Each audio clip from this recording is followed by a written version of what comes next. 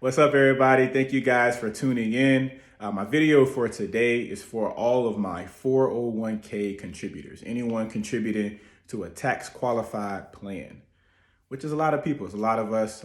I don't currently contribute to a 401k, but I have in the past.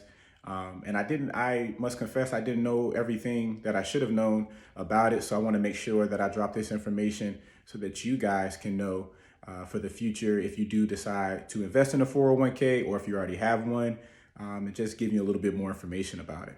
First things first, as far as the tax trap.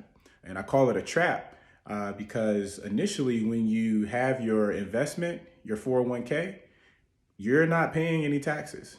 You know, it's actually called tax deferred. So you don't pay any taxes every month, every year, but what you're doing is delaying your taxes. So that means when you do decide to get your money, you're getting cut anywhere from 30 to 40% off of your entire investment. So your total contribution, everything that you have in your plan, in your investment plan there, you're going to get anywhere from 30 to 40% cut off. And that's where we are right now. If you follow in the market, you know, taxes may increase. It's very likely that they won't go down. They're going to at least stay where they are. So 30 to 40%, that's a nice chunk of change that you'll be missing because Uncle Sam gets that before you even get a cut of your retirement. So that's one thing you want to consider. The next thing is your access. We all know life happens. Sometimes we might have to get a new tire, might have to buy a new car. Maybe we want to put a down payment on a house or something like that. With a 401k or a tax qualified plan, you can't access that until you're right before 60s. 59 and a half is when you're able to access that.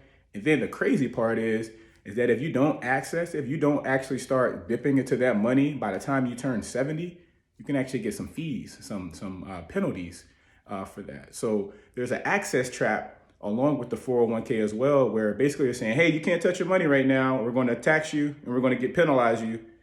And if you don't use all of your money in the time that we do say you can take it out, we're going to penalize you for that too.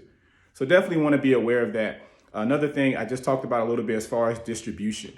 So when you do get that money, when you are able to finally touch the money that you've been saving for 30, 40 years, whatever the case may be, it's going to get taxed very heavily. I said this twice in the video because I do not like taxes. I don't want you to have to pay for taxes. If you don't have to, obviously we all have to pay taxes on our income. But as far as just paying additional income just for the sake of paying taxes, I don't subscribe to that. That's not something I want to do. That's not something I want you guys to have to do. So definitely be aware of that. Make sure you're looking at all your options because you do when you get that distribution, from your investment there, they are going to tax you very heavily for your distribution. And again, if you decide that you want to take a loan out, let's say you want to take a loan out of that 401k product, they're actually going to put you on a time limit. And if you don't pay that loan back in that time frame, penalty, more fees, more taxes.